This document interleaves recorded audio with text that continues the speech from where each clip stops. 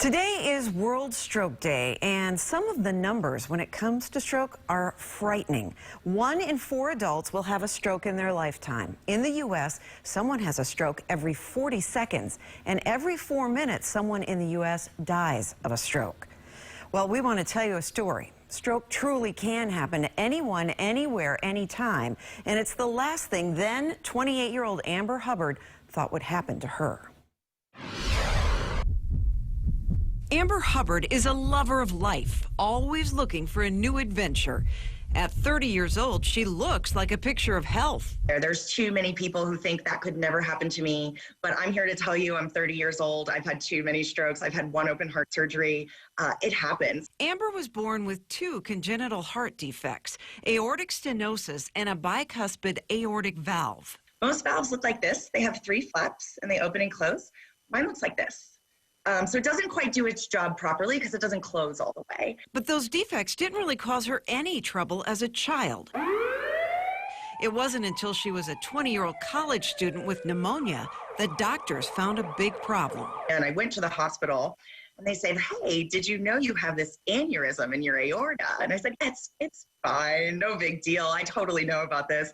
And they said, "No, it's 5.5 centimeters. You could die." That led to emergency open heart surgery and very few other problems until 8 years later.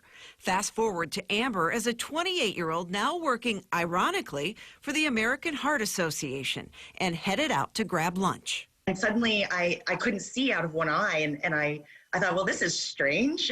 So I went back into my office and I looked at my coworker and I said, "I can't see. Can you Google it? I don't know what's wrong with me." Amber had no clue what was happening, even though she had given countless presentations on these very warning signs. She was having a stroke. Even though you knew you had heart issues, you didn't really associate heart and stroke. So I definitely should have considered that and didn't. Fortunately, it was a mini stroke called a transient ischemic attack, a temporary blockage of blood flow to the brain.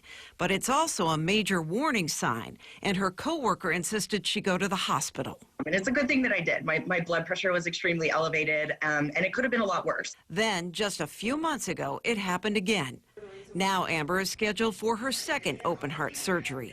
They believe her heart defect is the problem, so they will replace her defective aortic valve with a mechanical one. And hopefully, it's the last surgery Amber will ever need.